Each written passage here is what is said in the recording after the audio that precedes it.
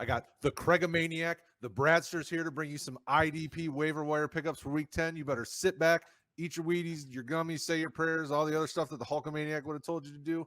Let's get to it. Kraig, who are the linebackers that we need to have the people target this week on the IDP waiver wires? We're going to start with TJ Edwards of the Philadelphia Eagles. They've been having a mess all year long, and while that probably will continue in the long term, looking at this, just looking at it initially here, for the now, TJ Edwards is the guy in the middle for them. He had a high snap share of 41% prior to week 8 in that blowout. He had a 66% snap share that week, ended with 8 solos, 5 assists, 2 tackles for a loss. Continued not to that degree, but the playing time did. 97% snap share this past week as the main guy. Singleton took a back seat, and of course Eric Wilson was released. So he's the guy, and it continued to get in 5 solos, 7 assists, which is a nice floor. It's, as they say out there, Gary, the IDP tipster is always throwing out there, some of these teams have production by default, and that's one of these situations where somebody's going to be eating up those tackles. And right now it's Edwards. He's pretty low owned. So going forward, even if this week isn't the best matchup against Denver, if you're looking for a sort of a flex guy or a bye-week fill-in, Edwards is a nice one, I think. Yeah, 2 weeks in a row now where he's given you solid double-digit combined solos and assists. At some point, depending on how your league scores, if you got some points for TFLs or maybe something of that nature, a guy like this can give you a little bit of a jolt. I like the Edwards pickup. The Eagles have been struggling because their linebackers have not been great. A guy like this can step up and give you that production by default. I'm all for it. Next one is the guy's return we talked about in prior years, not really this year because he's out with injury. Jan Brown of the Tennessee Titans. Week 1, he had a 93% snap share. He got hurt and played sparingly for a few weeks, out for a number of weeks, and then he was back in week 9. Only a 71% snap share, but we often see this when guys are working themselves back into the game flow. But he's had 7 solos, which is great to see. Yeah, and he is great in coverage. He has been, and he continues to be, which is, as we know, very important in today's NFL. David Long Jr., who had been the guy there in the middle for a while here for Tennessee this year, he got banged up. They think he's going to be fine, but either way, it looks like those are probably going to be the 2 guys there in the middle of Titans for a while, and they're both playing really well.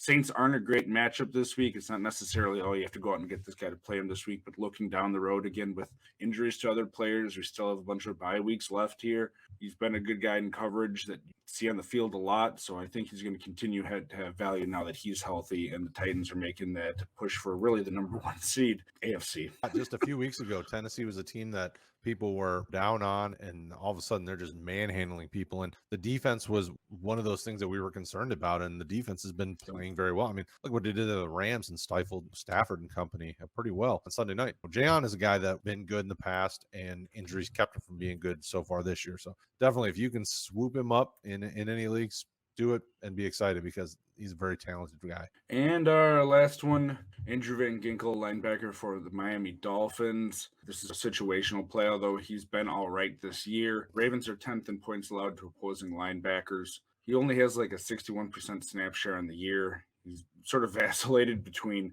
most weeks in the high 60s, low 70s, and then a few weeks in the 40s. It really seems to be game dependent. But he's changed his career trajectory. If you remember him from last year, he was a guy that was really just more of a big play type of guy. He didn't have a whole lot in terms of tackles. In 2020, he only had 29 solos and 19 assists over the course of the year. This year already, he has 26 solos and 13 assists. So he's almost beating those numbers when we're like halfway through the season. Right. Doesn't quite have the big plays, but he's making up for that in tackle volume. So it's a good matchup. He's on the field for the most part for him. And again, a bye week, if you're desperate to find someone and add in there, I think he's a good play this week. Yeah, and he's a guy that at least 5 of the 9 weeks had over 70% snap share.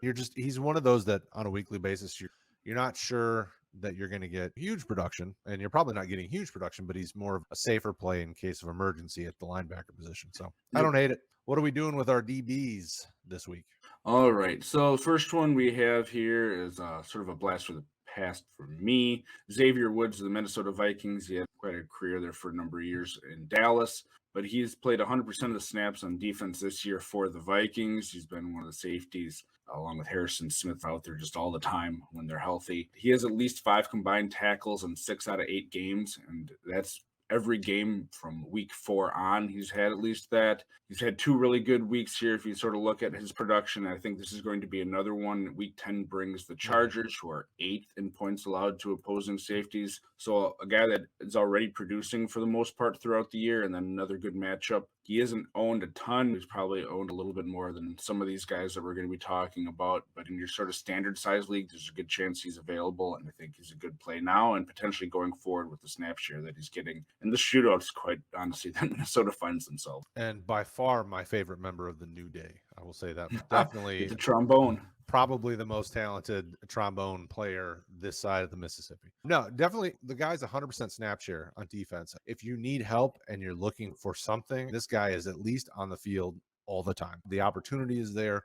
He's done fairly well throughout the year. I know in some of my more shallow IDP leagues, I know that if in a pinch, I think I'd picked him up because I needed to fill a roster spot because of an injured player, and I didn't feel bad about it, and I don't think you should either. Another guy that returned from injury, he had been promising starting off the year, Monty Hooker for the Tennessee Titans. Again, we mentioned the Titans earlier, but your team as a whole is coming around. So Hooker got hurt in week 1. Since that, when he's played, I think it's been 3 weeks, he's had a 90% snap share, which, again, great to see. Week 10 brings the Saints, who don't give up a lot of points to opposing safeties either, like we said with linebackers. But he's a guy that's starting and he's getting production. He's getting you tackles out of that safety slot. They're going to be getting into shootouts with a lot of these teams that they play against, as we've seen lately. Maybe not this past week, but there have been a lot of high-scoring games where their offense is putting up numbers, whether that's by nature of keeping up with the other team or the other team trying to keep up with them. There's going to be production there. And Hooker has produced when he's been healthy this year. He was sort of a guy, look out for at the start of the year, and I think we're going to see what people had hoped for out of him, with just a little bit of delayed time given the injury that he had. Yeah, and really this spells kind of the end for a guy like a Dane Cruikshank. If you're following the Tennessee defensive backs, that's really where I think the drop-off would come. As Hooker continues to get more healthy, Cruikshank would see less production. And I know they're very similar right now, which is funny. Cruikshank has, I think, 32 combined tackles so far this year or something. And Hooker only playing in parts of 4 games has 31 or something. I mean, it's so absolutely pick him up. Who's the cornerback that we want people to target this week? Yeah, so this is a name out of nowhere for a lot of you, but in cornerback required leagues, as we've talked about streaming that, sometimes that's what you run into. Guy this week that we have is Brendan Faison of the Las Vegas Raiders, who have been in the news a lot, but this one is going to be for a good reason for you because he's going to get you fantasy points. So starting with week 6, first playing time that he had this year, he had a 73% snap share. 2 weeks after that, we're at 100%. The Raiders did have their bye in there, which is why there's not 3 games after week 6. But in those 3 games, he has 14 solos, 5 assists, 5 pass deflections, and an interception, which is about what you can ask for out of a cornerback. And even better news this week, week 10, they're going to be playing the Chiefs, who currently give up the most points to opposing cornerbacks. So production, playing time, fire him up, and he's a guy that's probably free in every league that you're in. That's it. Not much more to say to it. You got to look at matchups with those corners. You got to find those juicy matchups, and this is it. What are we doing at the defensive line? All right, hear me out on this one, the first guy that we have here. So who knows what position he's going to be in your league, because he's all over the place. Edge, if you have that position, he's probably an edge. Outside linebacker in some, and if you just do straight, it might be a linebacker or defensive end. So check your positionality. This is a deep cut, and he's watch guy. He's not an immediate play. If you watch me on Getting Defensive on Tuesday nights, I had mentioned him as a deep guy to keep an eye on last week, just because of the playing time that he had gotten and the situation he was in with the coaching staff. So Jonathan Cooper, for you guys who don't know, he was a 7th round pick out of Ohio State. He had some health issues, but the coaching staff there in Denver fell in love with the guy during his preseason play and offseason. He was, by the head coach, guaranteed a spot on the team publicly before they got down to their final cut, which is a big deal for a 7th rounder. They're expecting him to contribute on special teams and on defense, spelling Von Miller and Chubb. As you know, with Denver here, Chubb is hurt, Von Miller's traded, and he being Cooper, starting to get playing time. So week 5, he was at 11% snap share. In this past week 9 against Dallas, he was up to a 90% snap share. He had 3 solos, 2 assists, 2 tackles for a loss, and 2 sacks. Dallas this year has not been a good matchup for edge-type players, so it was nice to see. They're playing Philadelphia this week, who is a little bit better. But I also think that those numbers are skewed because for the most part this year, Philly has been throwing the ball and not running the ball. We know that's changed the past 2 weeks in dramatic fashion. And it feels like that's going to be continuing here. Either way, you must go out, pick up Cooper, who's again free in most leagues, and throw him into your starting lineups. Dynasty leagues, he probably should be added if you have deep benches. And if you have a deep bench and redraft for a guy, you can pick up and see if he continues to do this. He's a guy to think about.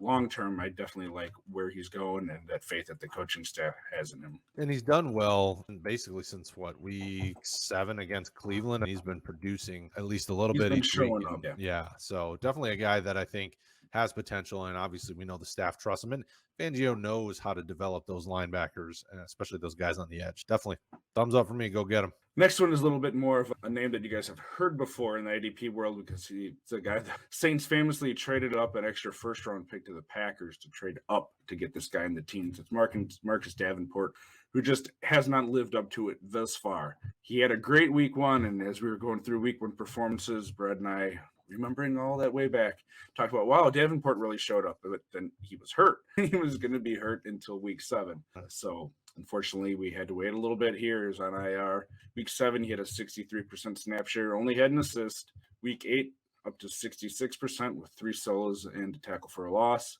This past week 9, 73% snap share, 3 solos, 3 assists, a tackle for a loss, a sack, and a forced fumble. So starting to show some production over time here, and he's getting back into his groove, showing what we saw in that first game. And again, it's beautiful because we have another great matchup. Tennessee gives up the 3rd most points to opposing defensive ends this year. So great matchup, a guy that clearly has talent, finally starting to put it together into some production, and there's a good chance in redraft leagues that he's going to be free because most redraft leagues don't have huge IR benches that you can stash an IDP guy. He doesn't have huge numbers until this past week, so I'm guessing he's probably available in most of your redraft leagues. It's definitely one to go after. I think you've said it all very clearly. What D tackle do we want folks to go after? One of your favorite names in the draft this year, and as a Cowboys fan, hopefully I'm going to get this name right, Osa Odigizua, a defensive tackle, 3rd-round pick out of UCLA for the Cowboys. He's played every game the Dallas has had this year, which is interesting to see for a rookie, but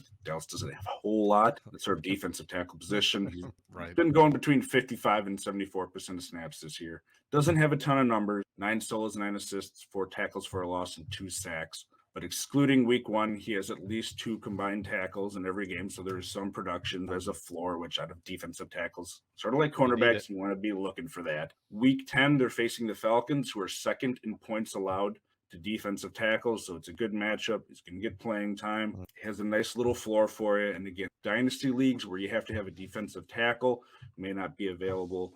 But if you're in a redraft league or a shallow bench sort of dynasty, he's probably available because he hasn't done a whole lot. If you need a defensive tackle, interior line guy for the week, he's in a really great spot. Yeah, and outside of the top, just like you mentioned just a few seconds ago, outside of the top few guys, defensive tackle is just like corner. You've got to sprinkle them in and rotate them based on matchups and things like that because they're outside of the top few. You're just not getting that type of production that you can trust on a weekly basis, though. Matchups are very important. Speaking of very important, you guys are very important. So if you've enjoyed everything we're doing here, smash that like button. We thank you guys for hanging out with us always. Comment below if you have questions. We'll answer you gladly. We'll see you guys later.